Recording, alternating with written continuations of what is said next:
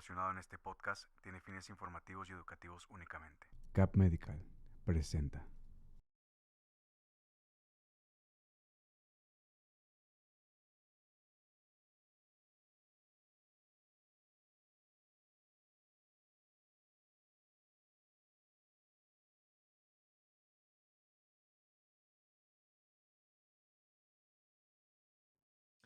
Hola, ¿qué tal? Bienvenidos a un nuevo NeuroLife más. En esta ocasión traemos un tema un poquito diferente. En los últimos NeuroLives hemos estado hablando mucho sobre esclerosis múltiple, que creó una gran conversación, ¿no? Una bonita comunidad con pacientes que han dejado sus comentarios, lo cual nos da mucho gusto y vamos a retomar los temas de esclerosis pronto, pero también tenemos, ¿no?, la necesidad o la obligación de hablar de otros temas que no son esclerosis múltiple para tratar de que la información sobre neurología, sobre las enfermedades neurológicas, tenga un mayor alcance en la población, ¿no? Entonces, en esta ocasión vamos a tocar un tema que es muy interesante, sobre todo por la época del año, ¿no?, que es el síndrome de Guillain-Barré.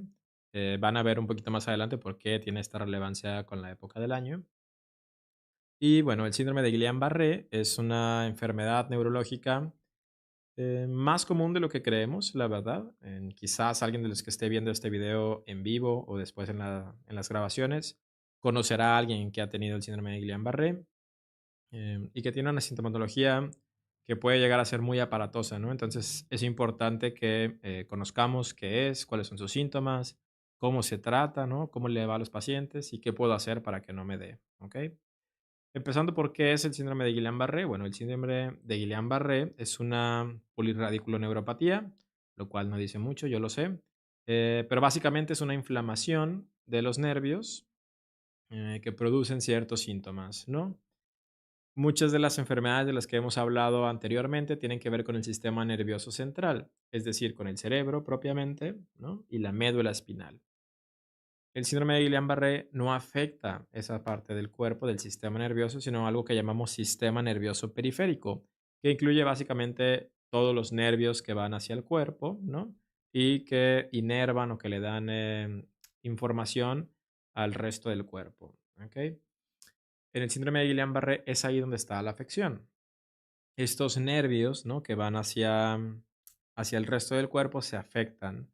¿Y cómo se afectan? Bueno, eso voy a usar uso de los famosísimos peluches para explicárselos. Este en realidad no es un nervio, es una neurona, ¿no? Quizás en la otra cámara se pueda ver un poquito mejor. Ahí. Pero representa más o menos la forma básica de un nervio, ¿no?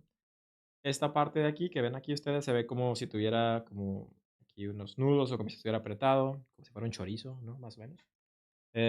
Esa forma no es por capricho ni nada, ¿no?, sino que funciona o lo que hace es que los impulsos eléctricos que se mandan a través de los nervios, en vez de viajar por todo el nervio, van saltando, ¿no?, de esta conexión a esta conexión a esta conexión.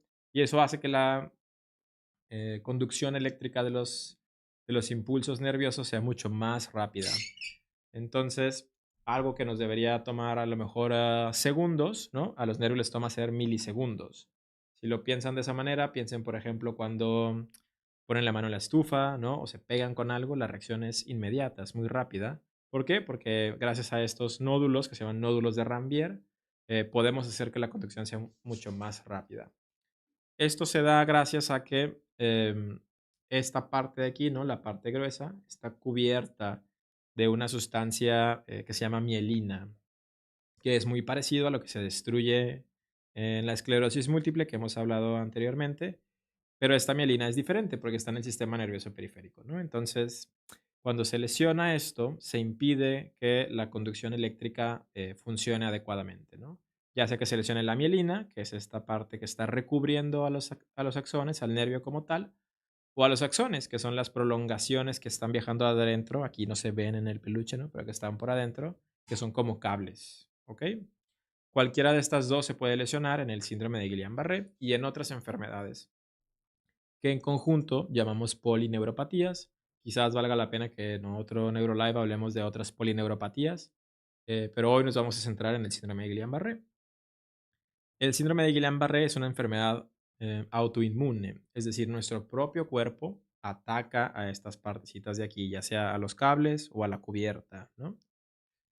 ¿Por qué? Esa es una pregunta que tiene varias respuestas, pero la teoría más aceptada es que el cuerpo se ve expuesto a una infección, ya sea viral, ¿no? Respiratoria o estomacal, y estas sustancias que están en la infección se parecen mucho molecularmente hablando a estas partes de acá de los nervios, ¿ok?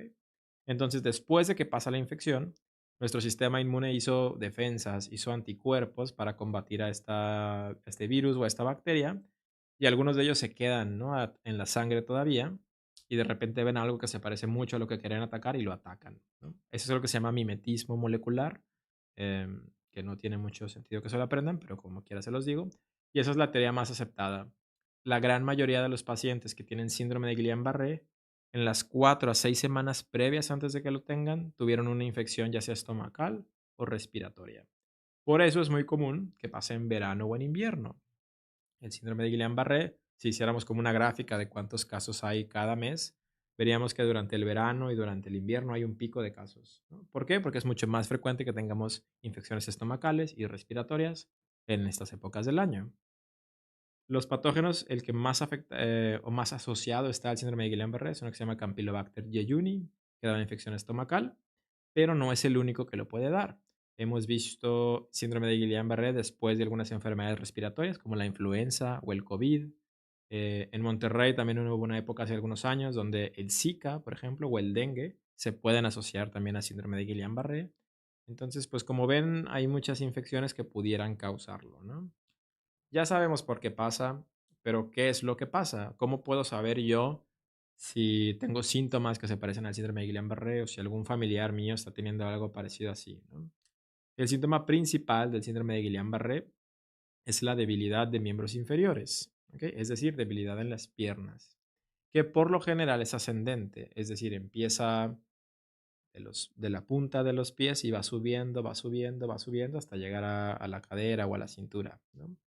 Y esto es progresivo, no pasa de un día para otro, ¿ok?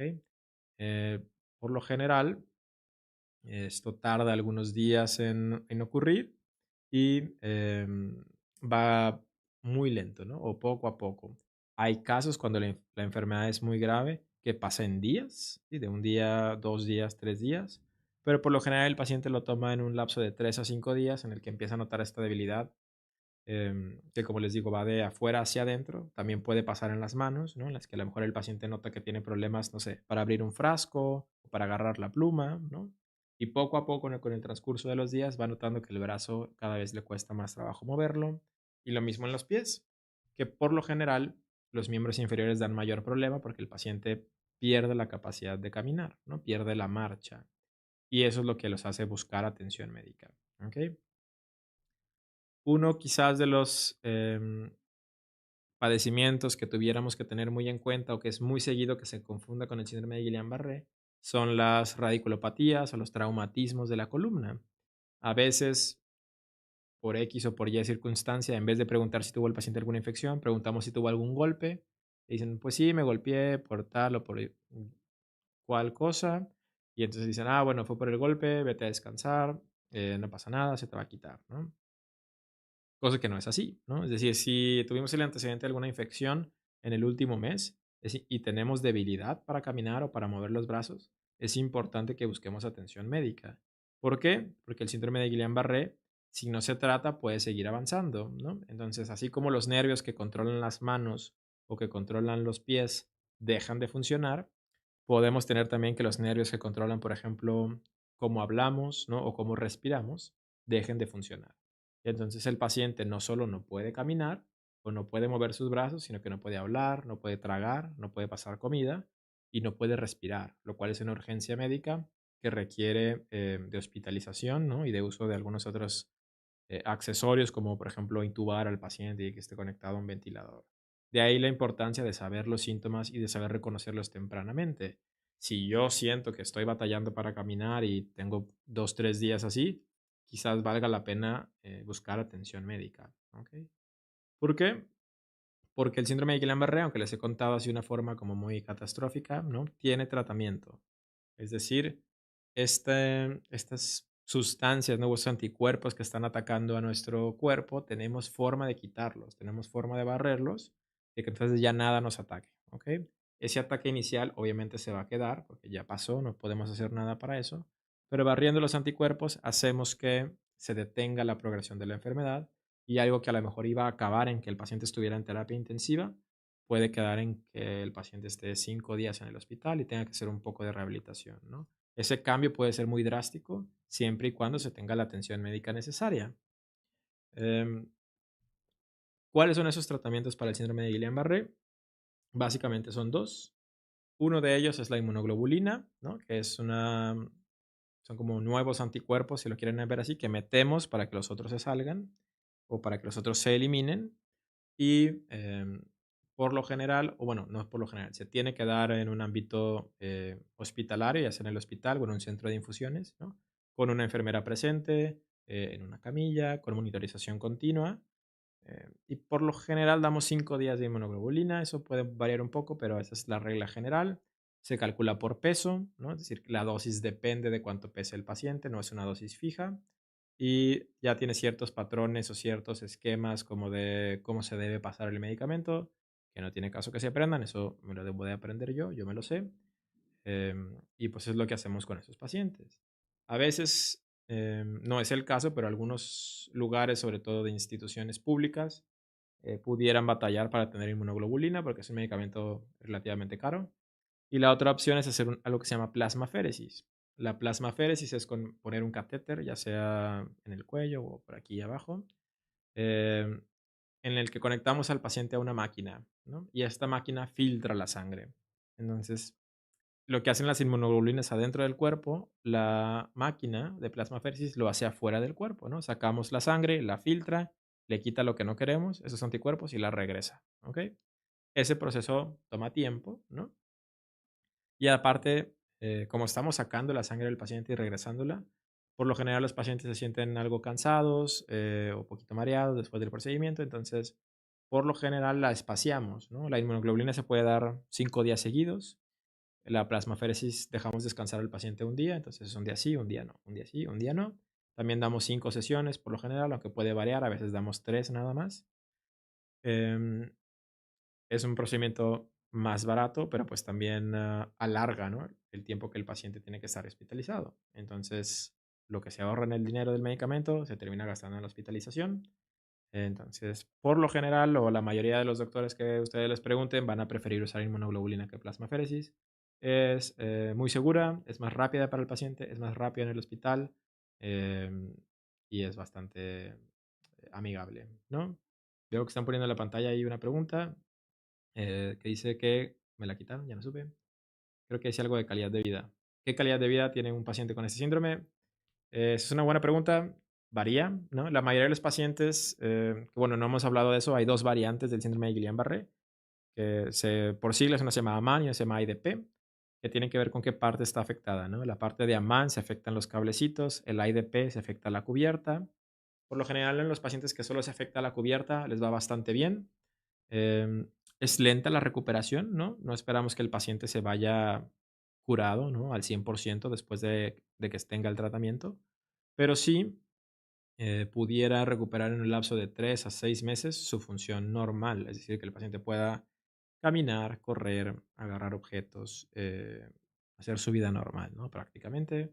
Los pacientes con la variedad de AMAN, en la que el cablecito está afectado, tienden a tardarse más en recuperar y por lo general la recuperación no es completa.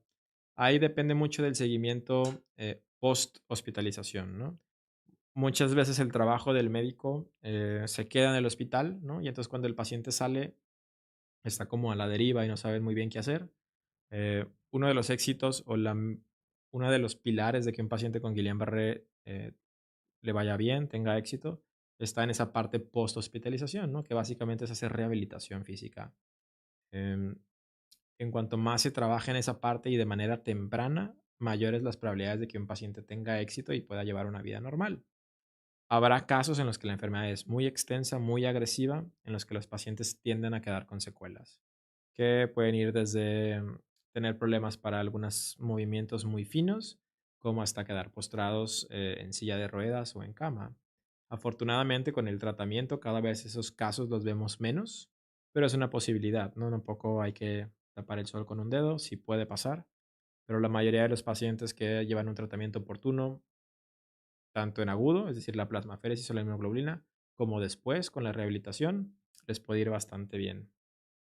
Eh, Otras de las preguntas bastante comunes, porque por lo general salen en las noticias a veces, o si ustedes son muy asiduos a revisar internet, que supongo que lo son porque están viendo esto en internet, em, hay mucha gente o muchas personas tienden a relacionar el síndrome de Guillain-Barré con la vacunación.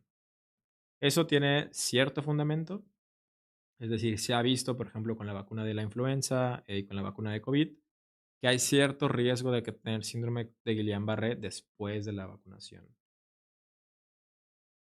¿Eso quiere decir que no me debo de vacunar? No, yo no estoy diciendo eso, no saquen el clip de contexto, ¿ok? Todo paciente que sea candidato a tener una vacunación para influenza o para COVID debe de vacunarse, ¿no? Es como decir que salir a la calle puede que me atropellen, pues sí, no voy a salir a la calle, pues no, como quiera salgo, ¿no? Pero tengo algunas precauciones. Pasa lo mismo, ¿no? ¿Debo de vacunarme? Sí. ¿Que puede pasar? Sí, puede pasar. El riesgo es mínimo, es como de 1 en 1 millón de personas, es decir, es muy, muy bajo, pero debo estar atento a saber reconocer estos síntomas, ¿no? De ahí la importancia de que tengamos estas pláticas, estos neurolives, de que la gente sepa, oye, me vacuné hace 2 semanas y como que siento raro el pie o siento raro la mano, debo buscar a un neurólogo, ¿no? Para que me diga qué debo de hacer. Em, También algunas infecciones, es decir, tanto la vacunación como la infección por influenza o por COVID puede causar el síndrome de Guillain-Barré después, ¿no? Cierto tiempo después. Entonces hay que tener atención en eso, sobre todo en estas fechas, que ha habido algunos ahí repuntes de COVID y de influenza en México. No sé cómo esté la situación en el país donde estén leyendo esto, pero hay que tenerlo en cuenta, ¿no? Una parte que nos faltó mencionar es cómo se hace el diagnóstico de Guillain-Barré. Em, no es tan sencillo. Es decir, los neurólogos tenemos una sospecha clínica en un paciente que, no sé, tuvo una infección, 2 semanas después empezó a batallar para caminar, fue de abajo hacia arriba, fue progresivo. Decimos, bueno, este paciente muy probablemente tiene Guillain-Barré. Pero para saber qué tipo de Guillain-Barré y si es que tiene Guillain-Barré hay que hacer unos estudios que se llaman estudios de neuroconducción, ¿no? Que tienen que ser por un neurofisiólogo. Ya hemos hablado un poco de estos estudios en un NeuroLife previo, como de hace 3, 4 semanas tal vez, en los que explicamos cómo se hace este procedimiento de las velocidades de conducción nerviosa, en las que los pacientes les dan toques, ¿no? En las extremidades y vemos qué tan rápido responden sus nervios. Esto nos ayuda, ya viendo unas tablitas y con la ayuda de un neurofisiólogo, a saber qué es lo que está dañado en el nervio, ¿no? Es decir, si es la cubierta, ¿no? La mielina, o si es el axón, el cablecito que va por dentro, ¿no? Ya con eso nosotros nos damos una idea de qué tan bien o qué tan mal le va a ir al paciente, porque hay algunas escalas pronósticas que nos ayudan, ya sabiendo esta información, a saber cómo le va a ir a los pacientes. Siempre vemos que los pacientes, o más bien los revaloramos a los 3 y a los 6 meses. Nosotros tratamos o queremos saber cómo llevar al paciente a largo plazo, no tanto a corto plazo. Veo que están poniendo otra pregunta aquí en la pantalla, que otra vez se quitó, la puedes poner eso. Muy bien. ¿Es posible que un doctor confunda el diagnóstico de esclerosis múltiple con este síndrome? Todo es posible en la medicina. Diría que sí, sobre todo porque la esclerosis múltiple, aunque su nombre lo dice, da múltiples ataques. El primer ataque de la esclerosis múltiple pudiera causar debilidad de miembros inferiores, de las piernas, si cursa con un problema de la médula. Hay algunos datos que a nosotros nos hacen saber si este problema es de periférico o central, que tienen que ver con la presencia de los reflejos principalmente, ¿no? Los padecimientos periféricos como el Guillain-Barré hacen que los pacientes no tengan reflejos o sus reflejos sean muy, muy tenues, ¿no? Muy bajitos. Que es los reflejos son esta prueba que siempre ven en las películas o en las series donde les pegamos con un martillito a los pacientes.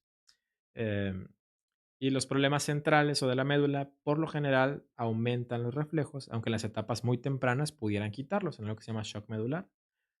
Sí se puede confundir en ese según muy particular, pero por lo general un neurólogo que es muy abusado, hace una buena historia clínica, va a lograr hacer la diferencia entre Guillain-Barré y esclerosis múltiple. No sé si hay más preguntas, por el momento no. Muy bien. Pues nada, ¿no? Ya hablamos de cómo se diagnostica, cómo se trata. hablamos un poquito del pronóstico, es decir, a los pacientes les puede ir bien siempre y cuando lleven recomendaciones de un neurólogo, ¿no? Ya explicamos por qué pasa, ya explicamos cuáles son los síntomas más comunes, entonces creo que estamos bastante cubiertos en el tema. Como les digo, por las épocas del año es frecuente que lo veamos un poco más. Se presenta a lo largo del año, la gente se infecta de cosas todo el tiempo, ¿no?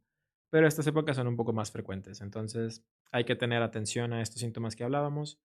Debilidad de miembros inferiores, debilidad de los brazos, hormigueo a veces también puede ser uno de los síntomas iniciales. Y este hormigueo también a la vez de la debilidad va subiendo, ¿no?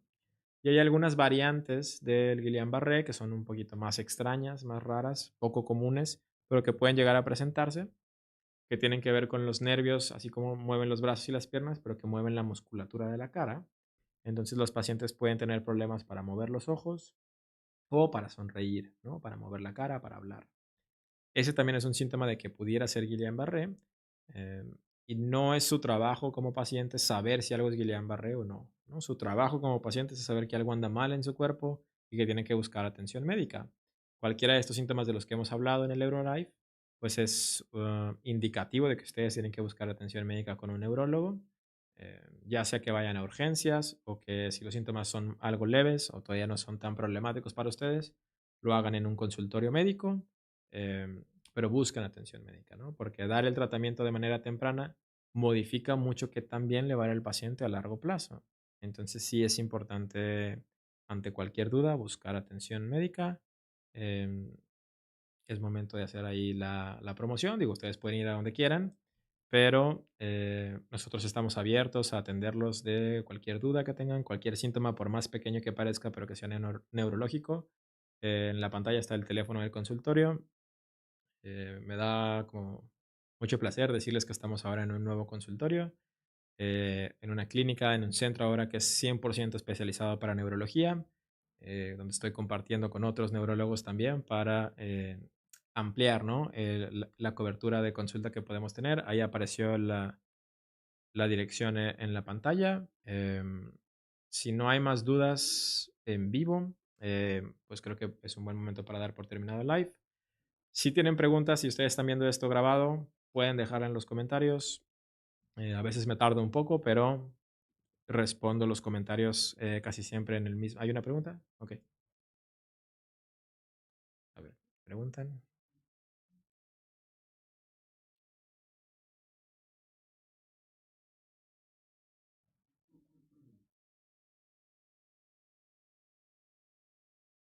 Si tengo esclerosis múltiple con la vacuna de influenza, ¿tengo más probabilidad de desarrollar este síndrome? No. Ese es un riesgo normal para todas las personas, no importa si si tienen esclerosis múltiple o alguna otra enfermedad. Tendríamos que ver con qué tratamiento de esclerosis múltiple estás, pero el riesgo para tener síndrome de Guillain-Barré es básicamente el mismo, ¿no? Ahí no cambia esa situación.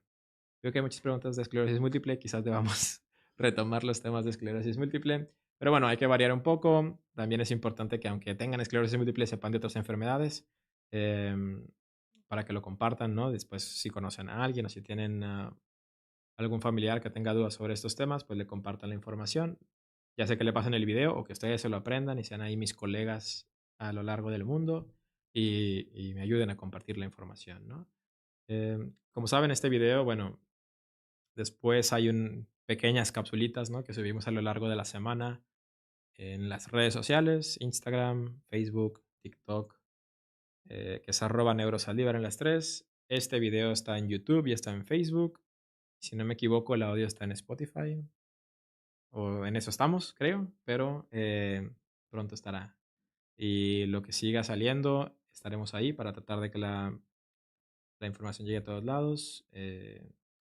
En Twitch, en Threads, en Twitter, en X, en lo que sea, pronto estaremos. Si no hay más preguntas, les decía, déjenlas en los comentarios. Yo personalmente respondo las preguntas, entonces a lo mejor me tardo un poco, pero responderé su pregunta. Perdón. Si no hay más dudas, nos vemos la próxima semana y que estén muy bien. Hasta luego.